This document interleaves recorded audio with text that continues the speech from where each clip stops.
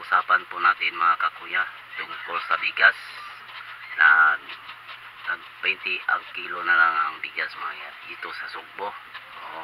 Ano naman ito mga kakuya, at sabi ni Green Garcia mga kakuya, like 20 kilos na lang mga kakuya. At doon sa probinsya mga kakuya, bibinta sila ng bigas mga kakuya ng 20 kilos. 20 ang kilo mga kakuya. Sa loob araw-araw mga kakuya, no?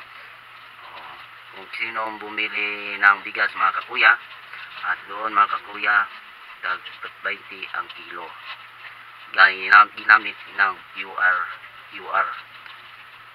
code card mga kakuya na binibigay sa Kapitolyo mga kakuya.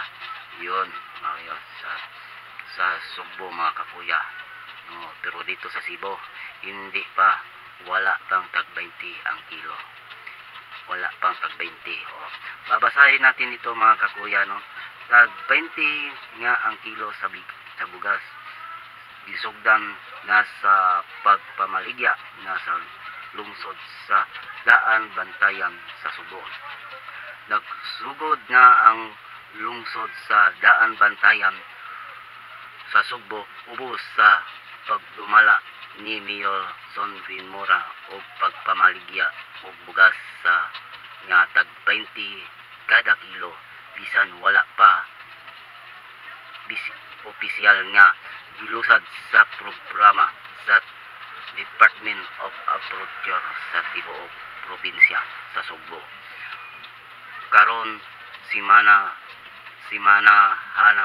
karon nagpadayon pa gihapon ang lungsod nga pagpamalit sa Sugbo sa merkado para to sa CMB nga programa ni Gobernador Green Garcia nga isugdan sa sudad sukad sa Nobyembre 2023. Pinaagi nini sa mga labing nangihanglan sa makapalit og bugas nga tag 20 ang kilo gamit ang QR code card nga gihatag sa Kapitolyo. Ang mga benepisyado makapalit og 10 kilos nga bugas nga matag simana kini aron malikayan ang pagpag-horn og mas daghan nga pamilya nga makatabang sa maong programa.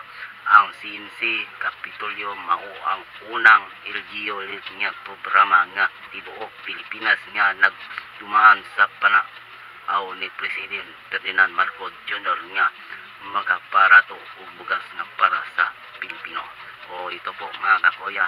Anong tingin ninyo mga kakuya? Budol ba ito? Hindi ba? Pero ako ang tatungin, budol ito mga kakuya. Bakit ngayon pa man nagbibinta ng tag 20 ang kilo dito sa Cebu, sa Sugbo mga kakuya? Marami na nagugutom.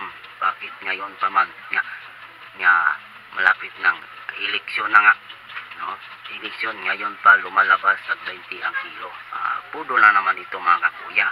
Anong tingin ninyo mga kakuya? At huwag kalimutan mag-comment, mag-like and share sa aking mga video. Aron palagi kayong updating sa aking mga upload. Bye-bye!